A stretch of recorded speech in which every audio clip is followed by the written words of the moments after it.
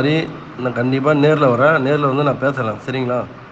நேரில் வந்து எல்லாமே எப்போ பண்ண போகிறோம், என்னென்ன விஷயம் நடந்திருக்கு, நான் நேரில் வரேன். எலெக்ஷன் இருக்கிறதுனால பர்மிஷன்லாம் எங்கேயுமே கொடுக்க மாட்டாங்க. ஆல்ரெடி உங்களுக்கு தெரிஞ்ச விஷயம். கிட்டோம் நீங்களே ஷெட்யூல் போடுங்க. நான் வந்து தைரியமாக பேசுறதுக்கு நான் ரெடி, சரிங்களா? என் கூட தப்பு பண்ணாத மேனேஜர்ஸ் தைரியமாக இருந்தால் வந்து நிற்கட்டும், சரிங்களா? ஏமாத்தின மேனேஜர் எவனும் வந்து நிற்க மாட்டான். எல்லாம் ஏமாற்றிட்டு பதுங்கி ஓட தான் பார்ப்பானுங்க. தப்பு பண்ணாமல் திருடாத மேனேஜர்ஸ் வந்து இருந்தால் வந்து நிற்பானுங்க. திருடின மேனேஜர் எவனும் அவசியமே கிடையாது. எனக்கு ஏஜென்ட் வந்து நீங்கள் போதும், இருக்கிற வேலையை வச்சு நம்ம பார்த்துக்கலாம். எவனும் திருடாமல் இருக்கிற மேனேஜர் மனசாட்சி இருக்கிறவங்க வந்து நிற்கட்டும். இல்லைனா கூட வரவும் தேவையில்லை அவனுக்கு யாரும். வினோதனா, நீ சொல்கிறதெல்லாம் உண்மைதானா? எந்தெந்த மேனேஜர்லாம் திருடி இருக்கான்னு எல்லாமே எனக்கு தெரியும். எல்லாமே திருடினது எல்லாமே ஸ்மார்ட்டாக திருடி இருக்கானுங்க, ஆதாரம் இல்லாமல். அந்த ஆதாரத்தை தான் நான் ஏஜென்ட்கிட்ட கேட்குறேன்னே. அந்த ஆதாரமே பார்த்தோன்னா ஏஜென்ட்டு தான் எனக்கு. ஏஜென்ட்டு சொன்னால் மட்டும் தான் வந்து எனக்கு யார் எவ்வளோ அமௌண்ட் திருடினா மொத்தமே எனக்கு தெரியும். ஆதாரம் இல்லை. ஆதாரம் இல்லாமல் எவிடன்ஸ் இல்லாமல் ஒருத்தனையும் நான் வந்து ஒரு மேனேஜர் சொல்கிறான் ஒருத்தங்கிட்ட, ஓனர்கிட்ட எவிடன்ஸே கிடையாது, எப்படி சொல்லுவார்? என் பேர் சொன்னால் போலீஸில் வந்து பிடிச்சி போட்டுருவாங்களா என்ன உள்ள, என்கிட்ட பணம் வாங்கிட முடியுமான்னு. எவிடன்ஸ் வேணும். எவிடன்ஸ் வந்து யார் எவிடன்ஸு? கட்டின ஏஜென்ட்டு தான் எவிடன்ஸு. அவன் கொடுத்த கமிஷன் காசு, அவன் கொடுத்த அமௌண்ட்டு, அவன் கொடுத்த பில் இல்லாத வாங்கின கார்டு, ஜிபே, ஃபோன்பே எல்லா அக்கௌண்ட்டு பண்ணது எல்லாமே எவிடன்ஸ் ஏஜென்ட்கிட்ட தான் இருக்குது. ஏஜென்ட்டு சொன்னால் மட்டும்தான் சம்மந்தப்பட்ட மேனேஜர்கிட்டேருந்து பணத்தை ரெக்கவர் பண்ண முடியும். நான் அதனால தான் சொன்னேன், ஏஜென்ட்டு சொல்லுங்கள், எவிடன்ஸை க்ரியேட் பண்ணுங்க தான் நான் சொல்கிறேன். இப்போ நான் வாயால் சொன்னேன், எவிடன்ஸ் இல்லாமல் நீ என்ன சொல்லுவேன்? இவன் மேலே எனக்கு பொறாமல் அதனால் இவன் எடுத்துட்டான்னு சொல்லுவேன். எவிடன்ஸ் இல்லாமல் எப்படி சொல்ல முடியும்? எவிடன்ஸ் எல்லாமே உங்கள்கிட்ட தான் இருக்குது. அந்த எவிடன்ஸை கொஞ்சம் அனுப்புங்க குரூப்பில். ஏஜென்ட்டாக நீங்கள் அனுப்பிச்சா தான் எவிடன்ஸ் க்ரியேட் பண்ண முடியும். ஏன்னா பணம் கட்டினது எல்லாமே நீங்கள் தான். எந்த விதத்தில் பணம் கட்டினீங்கன்னு சொல்லி உங்களுக்கு தான் தெரியும். எந்த விதத்தில் கமிஷன் கொடுத்துருப்பீங்க, எக்ஸ்ட்ரா கமிஷன்லாம் கொடுத்துருப்பீங்க, என்னென்ன பண்ணீங்கன்னு ஏஜென்ட் உங்களுக்கு தான் தெரியும், கஸ்டமருக்கு தான் தெரியும். எந்தெந்த மேனேஜர் எவ்வளோலாம் வாங்கியிருக்கான்னு தெரியும். அந்த எவிடன்ஸ் கேட்குறதுக்கு தான் நான் உங்களுக்கு வாய்ஸ் மெசேஜே பண்ணேன். எனக்கு தெரியும், நான் லிஸ்ட்டு கொடுத்துருக்கேன். எவிடன்ஸ் வேணும், எவிடன்ஸ் எடுத்து அனுப்புங்க. அதுதான் நான் இப்போ அண்ணன் சொன்ன மாதிரி ரங்கன்கிட்ட 2 வண்டி இருக்குதுன்னு சொல்கிறார். அந்த 2 வண்டியோட வேல்யூ மட்டும் சிம்பிளாக திருடங்கிட்ட கொடுத்தாலே 40 லட்ச ரூபா தருவான். அந்த 40 லட்ச ரூபா நம்ம வந்தால் நம்ம மக்களுக்கு கொடுக்கலாம்ல. இந்த மாதிரி விஷயத்தை தான் நான் வந்து கேட்குறேன் உங்ககிட்ட. நீங்கள் செய்யாறில், ஆர்னியில், வந்தவாசில் 4 மாவட்டத்தில் வந்து சுற்றுறானுங்க எல்லாம் பஜாரில். நீங்கள் பார்க்குற விஷயத்த இது மாதிரி தான் சொல்கிறேன். நம்ம ஈஸியாக இந்த மாதிரி ரெக்கவர் பண்ணோன்னு வச்சிங்களேன், நம்ம ஃபாஸ்ட்டாக வேலை ஆகும். வருஷ கணக்கில் இழுத்துன்னு போகாது. சீக்கிரமாக பட்டு மாத கணக்கில் முடிச்சிடலாம். இப்போ 2 வண்டி வந்து எங்களுக்கே தெரில, அந்த அண்ணன் சொல்கிறாரு இருக்குன்னு சொல்லி பேரோடு சொல்கிறாரு. நம்ம ஈஸியாக அதை ரெக்கவர் பண்ணிக்கலாம் நாளைக்கு. இந்த மாதிரி ஆதாரத்தை தான் நான் வந்து கேட்குறோம். நீங்கள் தைரியமாக சொல்லலாம். ஏன்னா நீங்கள் வந்து ஒரு எல்லாம் ஒரு பலமாக இருக்கிற டீம் எல்லாருமே. ஒருத்தனால அவங்கள ஒன்றும் எதுவும் பண்ண முடியாது. இந்த மாதிரி நம்ம கம்பெனி விஷயத்தை 2 வீலர்ஸ் இன்க்ளூடிங் 2 வீலர்லேருந்து சரி, நம்ம கோச் வண்டி வரைக்கும், ஏசி வேன்லேருந்து, லாரிலேருந்து சரி, டிப்பர், ஈச்சர்லேருந்து சரி, ஏகப்பட்ட பொருள் எல்லாமே செய்யாரில் சுற்று வட்டார மக்கள் மட்டும்தான் இருக்காங்க. அவர் அண்ணன் சொல்கிற மாதிரி பதிவு வச்சுருக்காங்க. எவனோ வெளியூர்காரன் வந்து எவனோ எடுத்துன்னு போகல. லோக்கலில் இருக்கிற ஆளுங்க எல்லாமே பதிவு வச்சுருக்காங்க. நீங்கள் பார்க்குற எல்லா வண்டிகளுமே இந்த மாதிரி சொன்னீங்கன்னா ஈஸியாக ரெக்கவர் பண்ணிட்டு முடிச்சிடலாம் வேலையை. இதுதான் நான் கேட்டேன். இதுதான் வந்து கேளுங்கன்னு கேட்டேன். இன்னொரு விஷயம், மேனேஜர்ஸ்கிட்ட நீங்கள் கட்டின காசு உண்டான பில் வந்துச்சா வரலையா, அது உண்டான கமிஷன், அதே மாதிரி நீங்கள் எக்ஸ்ட்ரா காசு கொடுத்துருப்பீங்க நிறைய பேர்கிட்ட. இந்த மாதிரி விஷயத்த வந்து சொன்னீங்கன்னா நிறைய ரெக்கவர் பண்ணலாம். இப்போ கூட ஒரே ஒரு விஷயத்த சொல்கிறேன். நீங்கள் கட்டின பசங்க வந்து வசூல் வரும்போது பில் புக் எடுத்துன்னு வருவாங்க.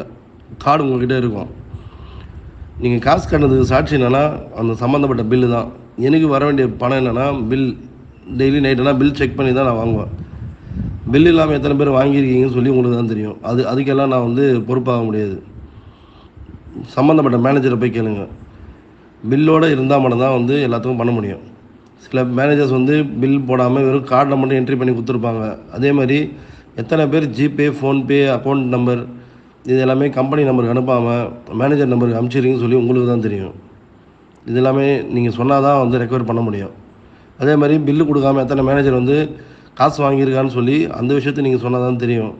இது எல்லாமே வந்து ஒன்று என்கிட்டயாவது சொல்லுங்கள், ரிப்போர்ட் கொடுங்க என்கிட்ட. இப்போ அது எல்லாமே ரெக்கவர் பண்ணால் தான் சம்மந்தப்பட்ட மேனேஜர்ஸ்கிட்ட எல்லாத்தையும் வாங்கி அது ஒரு அமௌண்ட்டு மூலிமா வந்தால் அதுலேருந்து ஒரு 10 பேர் உங்களுக்கு கொடுக்கலாம், உங்கள் பிரச்சனையை முடிக்கலாம். நல்லா யோசித்து பார்த்துட்டு உங்கள் கார்டெல்லாம் எடுத்து பாருங்கள். பில் எத்தனை பேர் பில்லு போடாமல் காசு கொடுத்துருக்கான், எந்தெந்த மேனேஜர் லிஸ்ட் அவுட் பண்ணுங்கள். அதே மாதிரி ஃபோன்பே, ஜிபே, பேடிஎம் ஸ்வைப் பண்ணுறது, அக்கௌண்ட் நம்பர் இல்லாமல், கம்பெனி அக்கௌண்ட் நம்பர் இல்லாமல் எந்தெந்த அவங்க அக்கௌண்ட்டுக்கு அனுப்புறது, இது எல்லா விஷயமும் பார்த்தீங்கன்னா எனக்கு தெரியாது, நீங்கள் தான் அனுப்பிச்சிருப்பீங்க. எனக்கு டெய்லி நைட்டில் பில் புக் கொடுப்போம். பில் புக்கில் வர என்ட்ரி கணக்கு இதை தான் வந்து டேலி பண்ணி செலவு வரவு போட்டு கணக்கு முடிப்போம். இதை தாண்டி ஸ்மார்ட்டாக திருடுறது எப்படி திருடுவாங்கன்னா, பில் இல்லாமல் கஸ்டமர்கிட்ட பேச்சு கொடுத்துக்கின்னு வெறும் அட்டையில் என்ட்ரி பண்ணி துட்டு மட்டும் வாங்கி அவங்க பாக்கெட்டில் போட்டுப்பாங்க. அதேமாதிரி ஃபோன்பே, ஜிபே திருடுவாங்க. அது எப்படி மெத்தட்னா, ஃபோன்பே, ஜிபே வந்து ஓனர் ரொம்ப பிஸியாக இருப்பாருமா, நீங்கள் என்கிட்ட ஜிபே பண்ணுங்கள், ஃபோன்பே பண்ணுங்கள், நாங்களே வந்து ஓனருக்கு அக்கௌண்ட் கொடுத்துருவோம். எவனா அது மாதிரி பண்ணுவானுங்களா? அவன் அக்கௌண்ட்டில் போன காசை எப்படி தருவான்? திரும்பி தரமாட்டான். அதே மாதிரி அது உண்டான பில் மெயினாக தந்துருக்க மாட்டான் உங்களுக்கு. இந்த மாதிரி விஷயத்த நீங்கள் வந்து கடைசி நேரத்தில் சொன்னால் தான், இப்போவே சொன்னால் தான், அப்புறம் நீங்கள் வந்து லாஸ்ட் டைமில் என்கிட்ட அட்டை தான் இருக்குது, என்கிட்ட பில் இல்லைன்னு சொல்லாதீங்க. செல்லாது அதெல்லாம். அது உண்டான மேனேஜர் யார் யாருன்னு சொல்லி முதல்ல அவங்கள்ட்ட வந்து ரெக்கவர் பண்ணுங்கள். அவன் நேம் லிஸ்ட்லாம் கொடுங்க. இப்போ எந்த மேனேஜரும் வரமாட்டான். இந்த விஷயம்லாம் சொன்னால் தான் வந்து நிற்பானுங்க எல்லாருமே. வந்து நின்னாலும் பில்லு இருக்கணும். பில்லு இல்லைனா ஒன்றும் பண்ணவே முடியாது. சரிங்களா? கார்டு, கட்டின பில்லு இது இருந்தால் மட்டும்தான் எல்லாமே பண்ண முடியும். நீங்கள் ஏமாந்து கட்டியிருக்கலாம், ஏமாந்துட்டீங்க.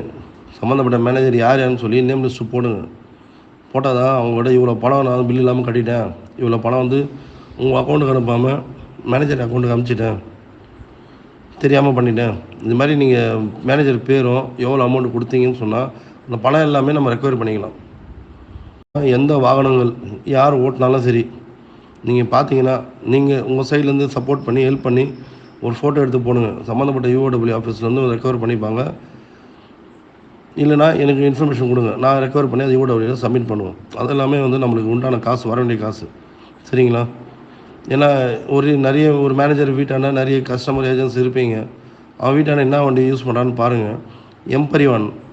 எம்பரிவான் சொல்லி ஒரு அப்ளிகேஷன் இருக்குது. அந்த அப்ளிகேஷனில் போய்ட்டு வண்டியோட நம்பர் போடுங்க. கம்பெனி பேரோடு வந்துச்சுன்னா அப்படியே வண்டி எடுத்துகிட்டு லாக் பண்ணுங்கள். லாக் பண்ணி அப்படியே எனக்கு ஃபோன் பண்ணுங்கள், அப்படின்னா அப்படியே ஃபோன் பண்ணுங்கள். எதனா ஒரு 2 இடத்துல சப்மிட் பண்ணிங்கன்னா நம்மளோட பணம் எல்லாமே.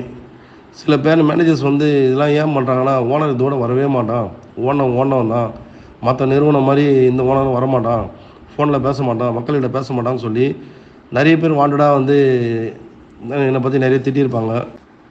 ஏமாற்றிட்டு போயிட்டான், இது அப்புறம் வரமாட்டான், அவங்கள்ட்ட வந்து பணமே வாங்க முடியாது, இதெல்லாம் சொல்கிறான்னா எந்த ரீசனில் சொல்லுவானுங்க? இவன் வரமாட்டான், இதோட முடிச்சு அவன் கதை, இது அப்புறம் நான் சொல்கிறது தான் எல்லாமே, இதை திருப்பி வந்து எவன் கேள்வி கேட்க போகிறான்னு சொல்லி ஒரு நினைப்பில், ஒரு ஆதங்கத்தில் சொல்லிட்டாங்க.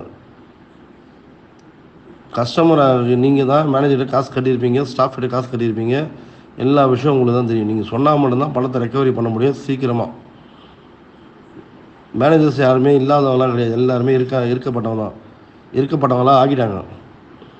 நம்ம காசு எல்லாமே ரெக்கவர் பண்ணி 10 பேருக்கு இல்லை, ஒரு 100 பேருக்கு கொடுக்கலாம்ல. நீங்கள் சொன்னீங்கன்னா எல்லா பிரச்சனையும் ஒழியும், இல்லை கொஞ்சம் பிரச்சனை ஒழிக்கலாம்ல.